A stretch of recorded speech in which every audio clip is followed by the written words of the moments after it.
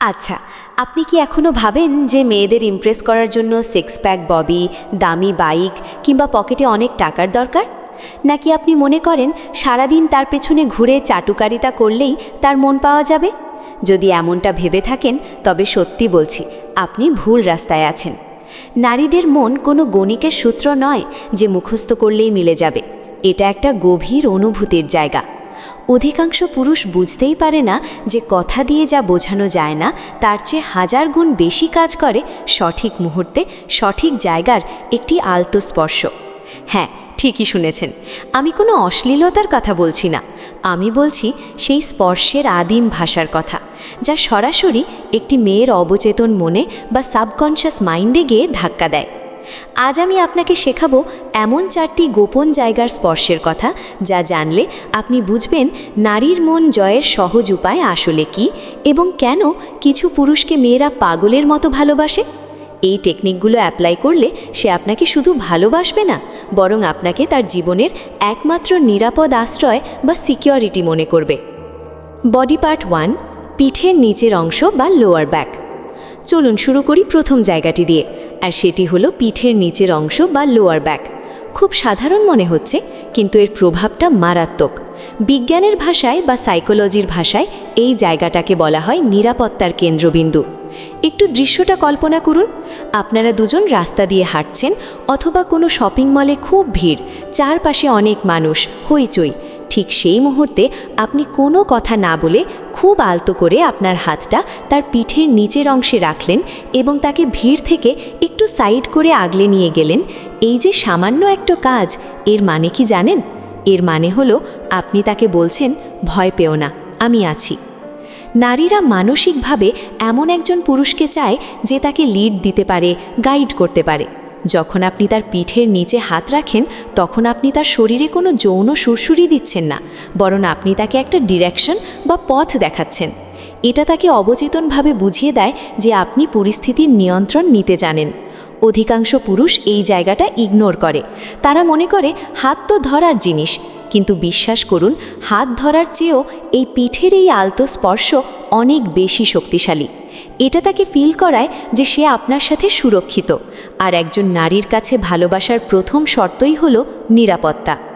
কিভাবে স্পর্শ করলে মেয়েরা দুর্বল হয়ে পড়ে তার উত্তর লুকিয়ে আছে এই নিরাপত্তার অনুভূতির ভেতরেই। তাই পরের বার যখন তার সাথে হাঁটবেন, ভিড়ের মধ্যে তাকে আগলে রাখার সময় এই ট্রিকটা অ্যাপ্লাই করে দেখুন।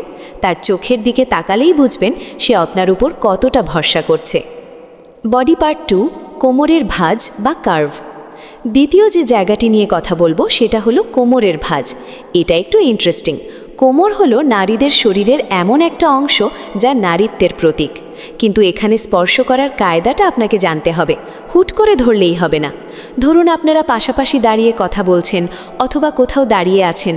হঠাৎ কোনো রোমান্টিক মুহূর্তে বা হাসাহাসির মাঝখানে আপনি আলতো করে তার কোমরের ভাঁজে হাত রেখে তাকে নিজের দিকে সামান্য একটু টেনে আনলেন।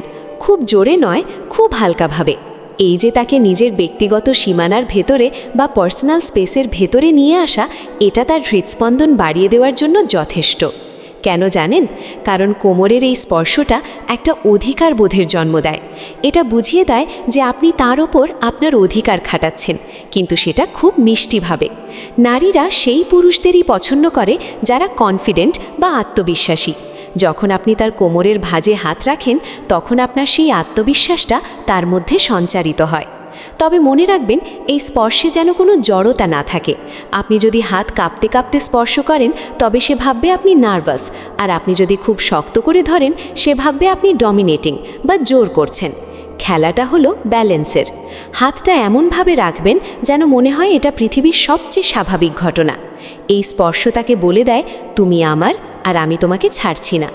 সম্পর্কের গভীরতা বাড়াতে এবং নারীকে আকৃষ্ট করার সাইকোলজিক্যাল ট্রিক্সগুলোর মধ্যে এটি অন্যতম একটি সেরা উপায়।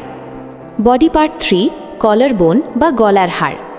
এবার আসি তৃতীয় এবং অত্যন্ত সেন্সিটিভ একটি জায়গায়, কলার বোন বা গলার ঠিক নিচের হাড়টা। এই জায়গাটা হলো আবেগের খনি। এই শরীরের এই অংশটা খুব নাজুক এবং খুব বেশি স্পর্শকাতর। সচরাচর মানুষ এই জায়গায় হাত দেয় না, তাই এখানের অনুভূতিটা খুব ইন্টেন্স বা গভীর হয়। এটা কখন করবেন? ধরুন আপনারা কোথাও বসে আছেন, হয়তো একটু নিরিবিলি পরিবেশ, আপনি হয়তো তার চুলের কোনো একটা অংশ ঠিক করে দিচ্ছেন অথবা তার কানের দুলটা দেখছেন। ঠিক সেই সময় আপনার আঙুলগুলো যদি আলতো করে তার কলার বোন ছুঁয়ে যায় বা আপনি যদি ইচ্ছে করে 1 সেকেন্ডের জন্য আপনার আঙুলটা সেখানে থামিয়ে রাখেন, বিশ্বাস করুন তার শরীরের ভেতর দিয়ে একটা বিদ্যুতের স্রোত বয়ে যাবে। কেন এটা এত কাজ করে? কারণ গলার এই অংশটা আমাদের শ্বাস প্রশ্বাসের সাথে জড়িত। যখন কেউ প্রিয় মানুষের স্পর্শ এখানে পায় তখন তার শ্বাস ভারী হয়ে আসে। এটা অত্যন্ত রোম্যান্টিক এবং একই সাথে খুব শ্রদ্ধেপূর্ণ একটা স্পর্শ। এটা কোনো সেক্সুয়াল হাঙ্গার বোঝায় না, এটা বোঝায় আদর এবং যত্ন। যখন আপনি তার কলার বোন স্পর্শ করেন তখন আপনি আসলে তার সৌন্দর্যকে প্রশংসা করছেন। আপনি তাকে বোঝাচ্ছেন যে সে আপনার কাছে কতটা দামি। এই স্পর্শটা তাকে মানসিকভাবে রিল্যাক্স করে দেয়। সে আপনার সামনে নিজেকে উজাড় করে দিতে চায়। আপনি যদি তার মনের সব দেওয়াল ভেঙে ফেলতে চান তবে এই কলার বোনের স্পর্শটা হলো সেই চাবি। এটি এমন একটি মুহূর্ত তৈরি করে যা সে বাড়ি ফিরে গিয়েও বারবার মনে করবে। চতুর্থ এবং শেষ যে জায়গাটি নিয়ে কথা বলবো সেটি হলো উরুর বাইরের অংশ। অনেকেই এই জায়গাটা নিয়ে ভুল ধারণা পোষণ করেন। তারা ভাবেন উরুতে হাত দেওয়া মানেই হয়তো খুব খারাপ কিছু, কিন্তু বিষয়টা মোটেই সেরকম নয় যদি আপনি সঠিক কায়দাটা জানেন। ধরুন আপনারা রিকশায় করে যাচ্ছেন কিংবা গাড়িতে বা পার্কে বেঞ্চে পাশাপাশি বসে আছেন।